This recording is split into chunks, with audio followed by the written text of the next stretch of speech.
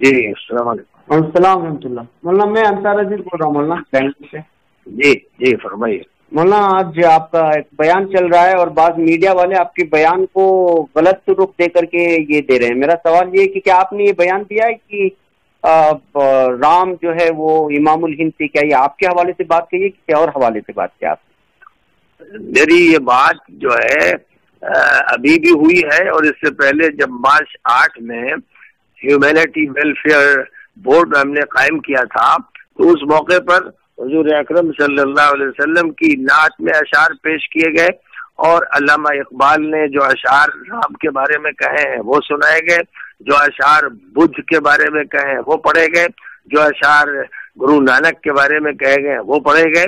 اس ہندوستان میں ہندو، مسلم، سکھ، عیسائی جو رہتے ہیں ان کے درمیان جو روابط ہونے چاہیے اور ان کی جو شخصیات ہیں ان کے ساتھ جو احترام کا معاملہ ہونا چاہیے، اس موضوع پر بات ہوئی۔ اور جب بھی پیام انسانیت کا کوئی پروگرام ہو یا مذاہب کے درمیان کوئی پروگرام ہوتا ہے تو اس میں اس حقیقت کو یاد دلایا جاتا ہے۔ آج بھی میں نے بیان میں یہ بات کہی کہ علامہ اقبال نے، جن کو مسلمان مانتے ہیں، تھنکرز مانتے ہیں، فلاسفرز مانتے ہیں، یورپ مانتا ہے، ایشیا مانتا ہے، انہوں نے یہ بات کہی تھی کہ ہے رام کے وجود پہ ہندوستاں کو ناز، اہل نظر سمجھتے ہیں اس کو امام ہند۔ تو یہ ان کو امام ہند علامہ اقبال نے کہا۔ میں نے یہی بات کہی کہ اقبال جیسا انسان جو بڑا صاحب نظر تھا، بڑا صاحب بصیرت تھا، اور حضرت مولانا علی میاں صاحب رحمۃ اللہ علیہ جس کے اشعار گنگناتے تھے اور یہ سمجھتے تھے کہ اقبال ایک الہامی شاعر ہیں۔ آپ جانتے ہیں کہ مولانا کی کتابیں اقبال کے اشعار کے تذکرے سے بھری پڑی ہوئی ہیں۔ تو اقبال جیسی شخصیت نے گرو نانک کو بھی خراج عقیدت پیش کیا ہے، بدھ کو بھی پیش کیا ہے، رام کو بھی پیش کیا ہے، اور ہم یہ بھی جانتے ہیں کہ مولانا مناظر احسن گیلانی رحمۃ اللہ علیہ نے بدھ کا تذکرہ کیا ہے کہ غالباً قرآن پاک میں جن کو ذوالکفل کہا گیا ہے وہی بدھ ہے، اور اسی طرح جو زردشت تھے وہ ان کے نزدیک نبی تھے۔ اسی طرح ہندوستان میں رام کے بارے میں یہ خیال ہے، اس کو ہم قطعیت کے ساتھ نہیں کہہ سکتے لیکن خیال ہے، احساس ہے مورخین کا اور تحقیق کرنے والوں کا کہ وہ بھی اللہ کے پیغمبروں میں سے کوئی پیغمبر تھے جن کی تصویر بگاڑ دی گئی، اور وہ توحید کے داعی تھے اور ایشور ایک ہے اس کو دعوت دیتے تھے، اور انسانوں کے درمیان اچھے تعلقات ہونے چاہیے یہ کہتے تھے۔ اور آج اسی سبق کو سناتن دھرم والوں کو یاد کرنا چاہیے۔ تو ہم ہندوؤں کو سبق پڑھاتے ہیں کہ بھائی ایشور، اللہ، لارڈ گاڈ ایک ہے، ایک کی عبادت ہونی چاہیے اور اس کے ساتھ کسی کو شریک نہیں کرنا چاہیے۔ اور پھر اس کے بعد جس شخصیت کی جو تعلیمات ہیں امن کی، انسانیت کی، ان تعلیمات کو تسلیم کرنا چاہیے۔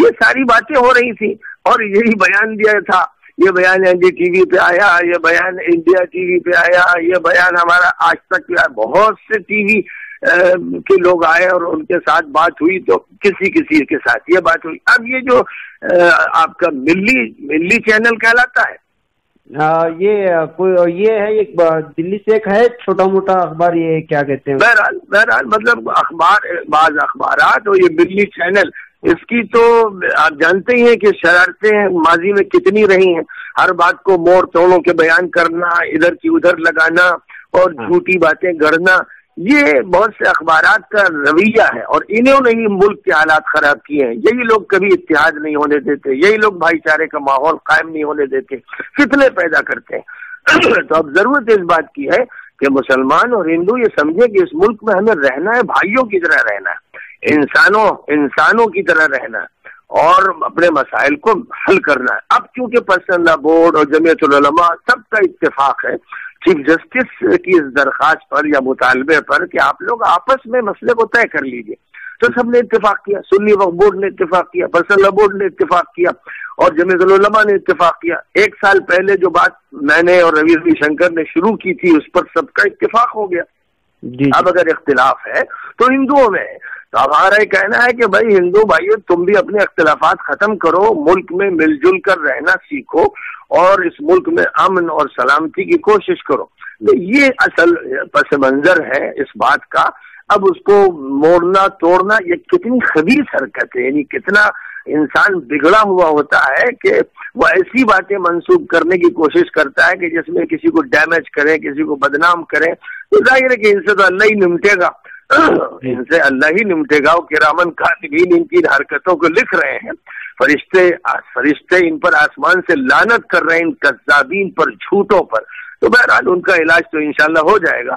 لیکن ہم لوگوں کا کام یہ ہے, اور آپ کا جو چینل ہے اس کا کام یہ ہے کہ وہ مسلسل اس بات کو لوگوں تک پہنچائے کہ آج ضرورت اس کی ہے کہ اس ملک میں امن ہو, اس ملک میں سلامتی ہو, اس ملک میں خوشگوار تعلقات ہوں. جو آزادی سے پہلے کا ماحول ہندو مسلم سکھ عیسائی سب ہیں بھائی بھائی کا ماحول تھا, وہ دوبارہ قائم کیا جائے.